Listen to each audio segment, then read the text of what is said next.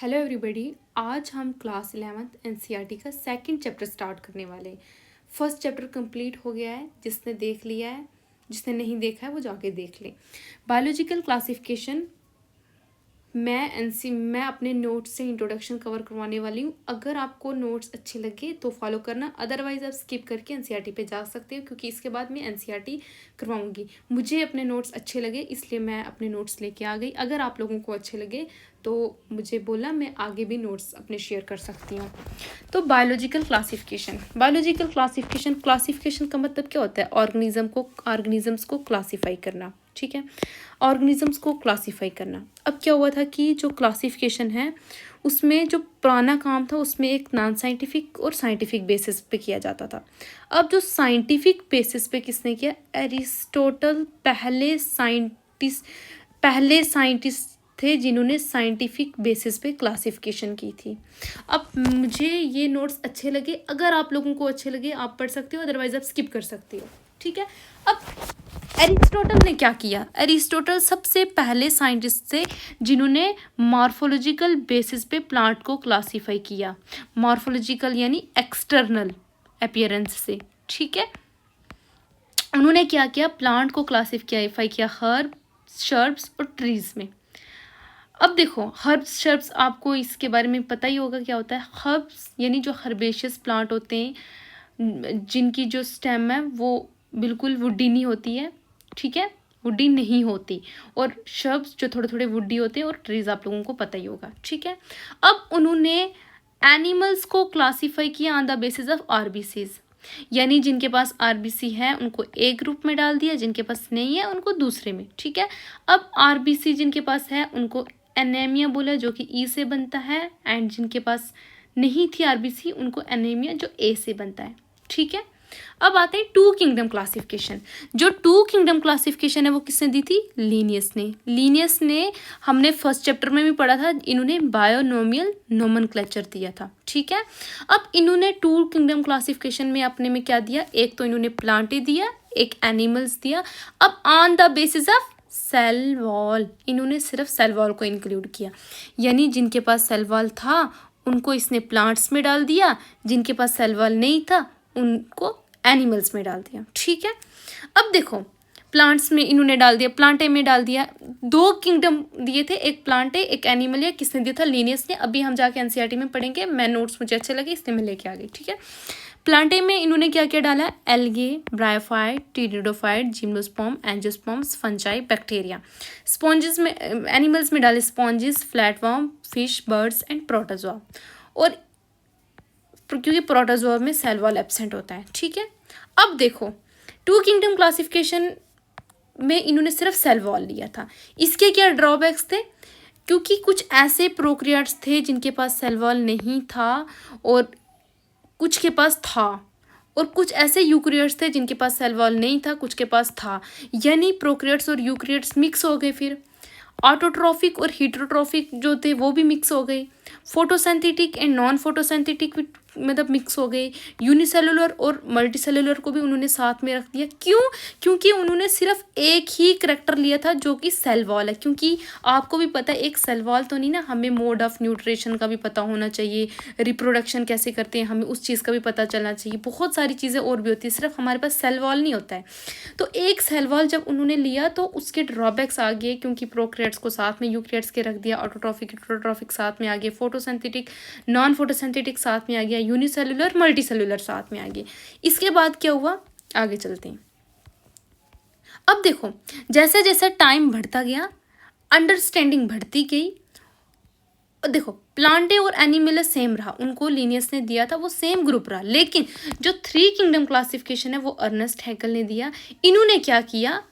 कुछ member Plantae और animal में से निकाल के प्रोटिस्टा में डाल दिए, यानी ये प्लांटे था, ये एनिमल ये था, इनमें से कुछ निकाले और कुछ प्लांट में से कुछ एनिमल में से एक अलग ग्रुप बनाया प्रोटिस्टा और उसमें डाल दिए, जैसे बैक्टीरिया, प्रोटोजोआ, डायटम्स, फंजाई। अब थ्री किंगडम क्लासिफिकेशन किसने दिया था? अर्नेस्ट हैकल ने। ठीक है, अब आते हैं आगे फोर किंगडम क्लासिफिकेशन। अब फोर किंगडम क्लासिफिकेशन किसने दिया था? कोपलैंड ने क्या किया? He also kept some member of Protista in Monera. ठीक है। इन्होंने क्या किया, जैसे ऊपर अर्नेस्ट हैकल ने क्या किया था, प्रोटिस्टा में फंजाई डाली थी, लेकिन नीचे जब हमारे कोपलैंड ने क्या किया, फंजाई को प्रोटिस्टा में से निकाल के दोबारा प्लांटे में डाल दिया और प्रोटिस्टा में से मोनीरा को निकाल के उनका एक अलग ग्रुप बना दिया। यानी उसमें इन्होंने बैक्टीरिया, साइनोबैक्टीरिया, आर्कीबैक्टीरिया दे दिए। ये किसने दिया था, कोपलैंड ने। ठीक है, अब आते हैं आगे। इसके बाद है 5 किंगडम क्लासिफिकेशन, जो दिया था R.H. विटाकर ने 1969 में, जो कि हमारी बुक में भी है। इन्होंने क्या किया, प्लांटे वैसे ही रहने दिया, एनिमलिया वैसे ही रहने दिया, प्रोटिस्टा वैसे ही, मोनेरा वैसे ही। लेकिन जब इन्होंने देखा फंजाई और प्लांटे के कुछ, देखो आपको पता है क्लोरोफिल प्रेजेंट होता है किसके पास, प्लांट्स के पास, जो कि फंजाई के पास नहीं होता था। तो फंजाई के करैक्टर जो है वो प्लांट्स के साथ नहीं मिल रहे थे, इसलिए इन्होंने फंजाई का एक अलग ग्रुप बना लिया। अब इसमें क्राइटेरिया क्या लिया था, सेल का स्ट्रक्चर, यानी प्रोक्रियाटिक है या यूक्रियाटिक है। प्रोक्रियाटिक को अलग में डाल दिया, यूक्रियाटिक को अलग में डाल दिया। जैसे हम आगे जाके पढ़ेंगे, मोनीरा में सारे प्रोक्रियाटिक यूनिसेलुलर को डाल दिया, प्रोटिस्टा में यूनिसेलुलर यूक्रियाटिक को डाल दिया, प्लांटे में जिनके पास सेल वॉल था, एनिमलिया में जिनके पास सेल वॉल नहीं था। ठीक है, ये हम एनसीईआरटी में पढ़ेंगे। अब थैलस ऑर्गेनाइजेशन यानी यूनिसेलुलर है या मल्टीसेलुलर है। मोड ऑफ रिप्रोडक्शन क्या है, यानी न्यूट्रिशन क्या है, यानी वो एसेक्चुअली रिप्रोड्यूस कर रहे हैं या सेक्चुअली रिप्रोड्यूस कर रहे हैं, हिट्रोट्रॉफिक हैं या ऑटोट्रॉफिक हैं। फाइलोजेनेटिक रिलेशनशिप क्या है, यानी वो कैसे इवॉल्व हुए। ठीक है, फिर उसके बाद 6 किंगडम क्लासिफिकेशन भी है, जो कि हमारे बुक में नहीं है, बट हम पढ़ेंगे। 6 किंगडम क्लासिफिकेशन कार्ल वुस ने दिया था। उसने 3 डोमेन दिए थे, एक आर्किया, प्रोक्रिया, यूक्रिया। आर्किया में आर्कीबैक्टीरिया को डाल दिया, प्रोक्रिया में यू बैक्टीरिया को, और यूक्रियाटिक में Plantae, protista, fungi, Animalia. With time more criteria include and more refined would be classification. ठीक है, ये मैं इंट्रोडक्शन इसलिए लेके आई क्योंकि मुझे अपने नोट्स अच्छे लगे, इसलिए मैं ले आई। अगर आप लोगों को नोट से नहीं पढ़ना होगा तो आप स्किप कर सकते हो। अब हम जाते हैं एनसीईआरटी पे। ठीक है, अब देखो बेसिस ऑफ बायोलॉजिकल क्लासिफिकेशन। ठीक है,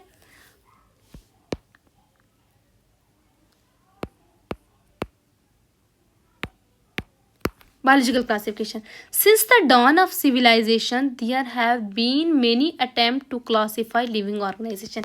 यानी जब से civilization आया है, बहुत सारी कोशिश की living organism को classify करने की।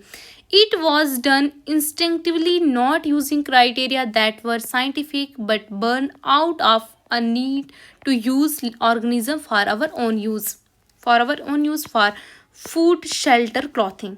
इसका मतलब ये है कि जो ऑर्गेनिज्म को क्लासीफाई किया है, ये किसी क्राइटेरिया को लेके नहीं किया है, बल्कि ये हमारी यूज़ के हिसाब से किया। यानी कुछ जो हमारे फूड, जहाँ से हम फूड यूज़ कर रहे हैं, शेल्टर, क्लॉथिंग, उस बेसिस पे यूज़ किया, ना कि किसी क्राइटेरिया को यूज़ किया था। ठीक है, इंस्टिंक्टिवली होता है, अपने अंदर से आना। लाइक इंसान को पता है कि उसकी ज़रूरत क्या, उस ज़रूरत के हिसाब से।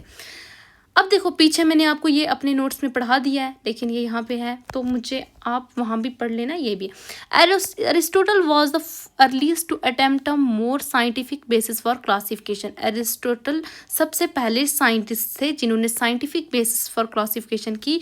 उन्होंने सिंपल मॉर्फोलॉजिकल करैक्टर लिए to classify plant into tree, herb, shrubs.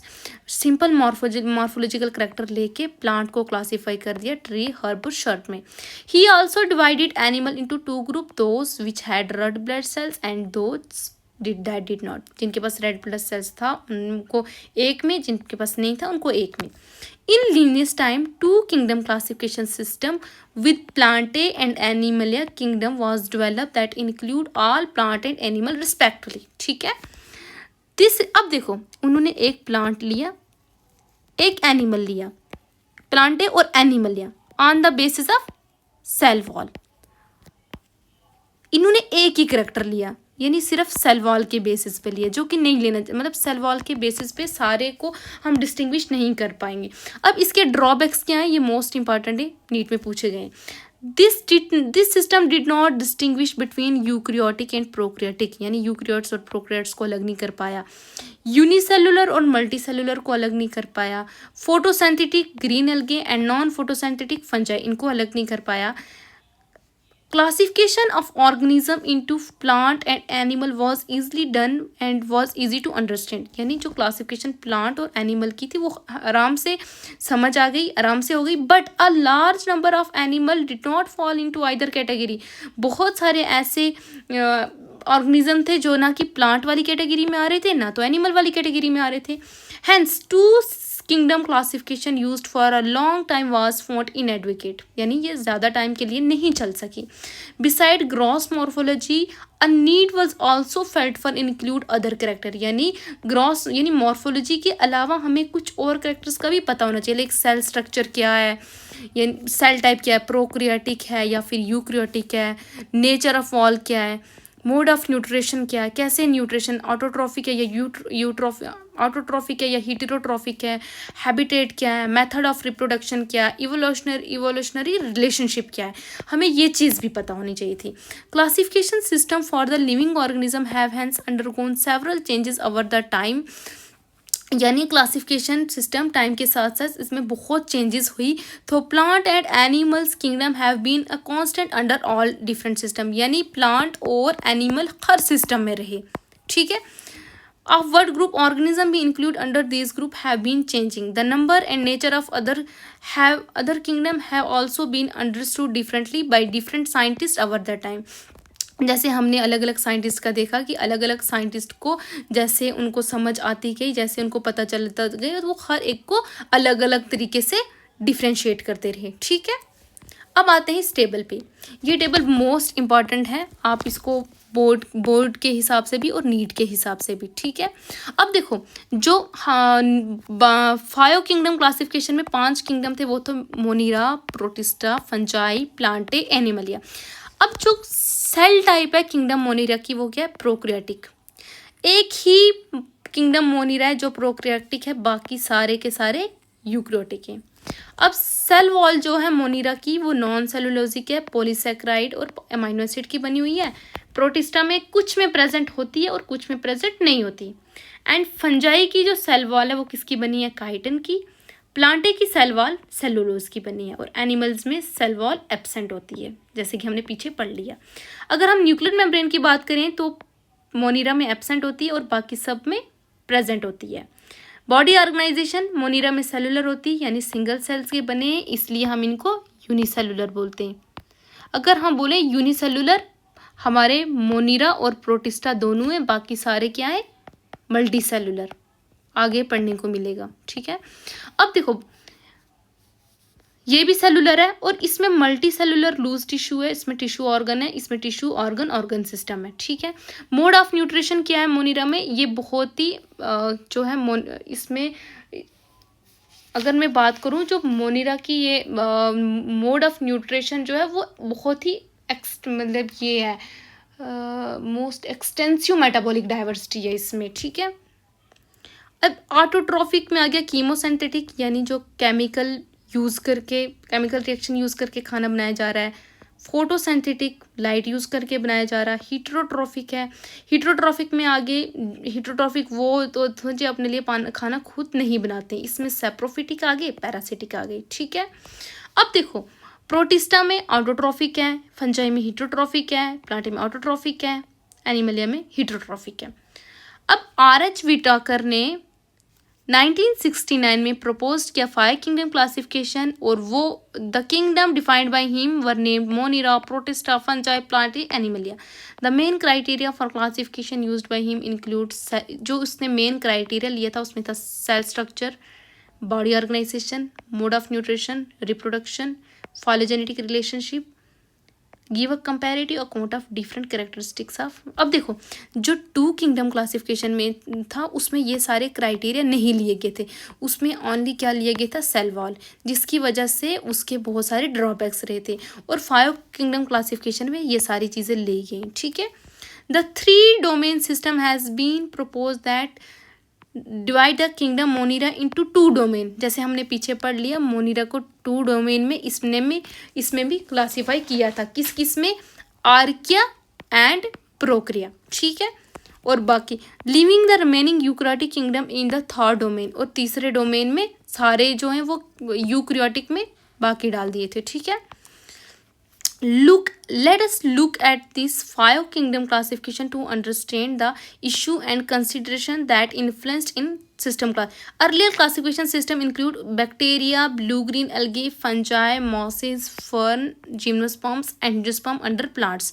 यानी पहले किंगडम क्लासिफिकेशन में बैक्टीरिया को, ब्लू ग्रीन एल्गी को, फंजाई को, मॉसेस को, फर्न, जिम्नोस्पर्म, एंजियोस्पर्म को प्लांट्स में डाल दिया था. और जो character that unified this whole kingdom was that all the organism include a cell wall in their cells. अब यूनिफाइड का मतलब होता है जोड़ना, यानी अलग अलग चीज़ों को, इन सब को एक ही चीज़ जोड़ रही थी आपस में, जो क्या था, सेल वॉल. अच्छा, मेरा इसमें अगर मुझसे कोई भी गलती हुई है तो आप नोट कर लें, मुझे बता दें, फिर मैं नेक्स्ट वीडियो में इंशाल्लाह मैं दोबारा से वो गलती नहीं करूँगी. ठीक है.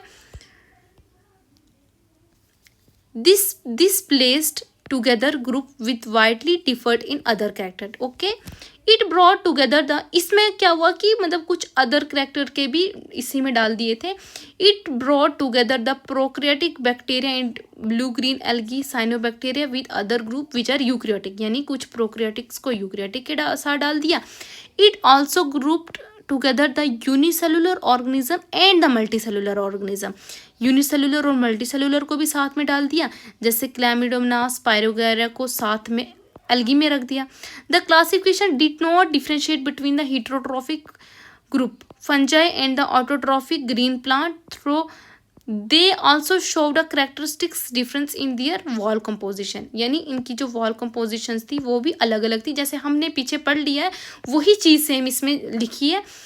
जैसे फंजाई और प्लांट्स क्यों नहीं एक ग्रुप में रखे थे, क्योंकि जो प्लांट था इसमें जो क्लोरोफिल होती थी और जो इसकी सेल वॉल है वो अलग चीज़ की बनी हुई थी, एंड जो फंजाई की सेल वॉल थी वो अलग चीज़ की बनी हुई थी. इसलिए एक साइंटिस्ट ने आके फंजाई को प्लांट में से निकाल के एक अलग ग्रुप बना दिया था. ठीक है.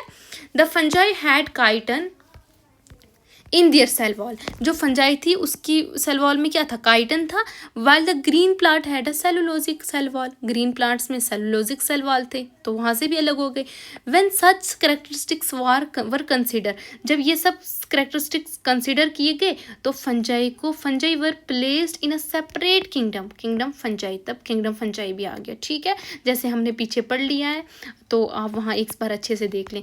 ऑल प्रोकैरियोटिक ऑर्गेनिज्म वर ग्रुप टुगेदर अंडर किंगडम मोनिरा. जितने भी प्रोकैरियोटिक्स थे उनको किंगडम मोनिरा में डाल दिए.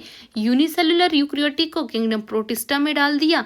Kingdom Protista has brought together Chlamydomonas Chlorella earlier placed in the algae within plant and both having cell wall with paramecium and amoeba. ठीक है. अब देखो, kingdom Protista has brought together Chlamydomonas Chlorella, जिसमें को पहले एल्गी में किसके साथ, प्लांट के साथ डाल दिया था, और उनके जिनके पास सेल वॉल था, और पैरामीशियम और अमोबा को पहले किस में डाल दिया था, एनिमल किंगडम में, जिनके पास सेल वॉल नहीं था. It has put together organ which in earlier classification were placed in different kingdom. ठीक है. This happen because the criteria for classification change. जैसे जैसे क्राइटेरिया, क्योंकि पहले सिर्फ सेल वॉल लिया गया था, उसके साथ जो है वो सारी चीज़ें नहीं, मतलब ज़रूरी नहीं है कि हर प्रोकैरियोटिक्स के पास सेल वॉल हो, या हर यूकैरियोटिक के पास सेल वॉल हो, या सारे यूनिसेलुलर के पास सेल वॉल हो. ऐसा भी हो सकता है ना. उससे क्या हुआ कि प्लांट और एनिमल के अंदर प्रोकैरियोटिक यूकैरियोटिक मिक्स हो गए सारे. तो जब क्राइटेरिया अच्छे से लिए, मोड ऑफ न्यूट्रिशन को देखा गया, उसके मोड ऑफ न्यूट्रिशन को देखा गया, सेल वॉल स्ट्रक्चर को देखा गया, रिप्रोडक्शन को देखा गया, और उसके साथ जब क्राइटेरिया चेंज किए तो अलग अलग ग्रुप भी बने. ठीक है. This kind of changes will take place in future too depending on the improvement in our understanding of characteristic and evolutionary relationship.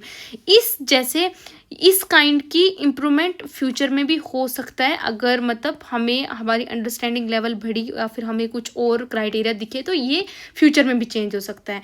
Our time an attempt has been made to evolve a classification system which reflect not only morphological, physiological, reproductive similarities but also phylogenetic. यानी time के साथ साथ आगे भी evolve हो सकती है कुछ क्लासिफिकेशन, जिसमें सिर्फ मॉर्फोलॉजिकल करेक्टर नहीं लिए जाएंगे, बल्कि फिजियोलॉजिकल, रिप्रोडक्टिव और फाइलोजेनेटिक रिलेशनशिप भी लिया जाएगा. Is based on evolutionary relationship.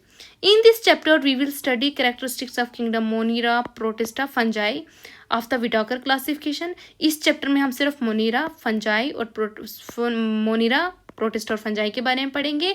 और दिस प्लांट है और एनिमल के लिए अलग से चैप्टर है। Commonly refer to as a plant and animal kingdom respective will be dealt separately in chapter 3 and 4। अगर आपको मेरी वीडियो पसंद आई, लाइक करें, शेयर करें, सब्सक्राइब करें। और अगर आपको मेरे नोट्स पसंद आए हुए तो मैं अपने नोट्स आगे भी वीडियोस में ऐड करूँगी। और अगर कोई भी गलती मुझसे हुई आप मुझे बता सकते हैं। Thank you everybody.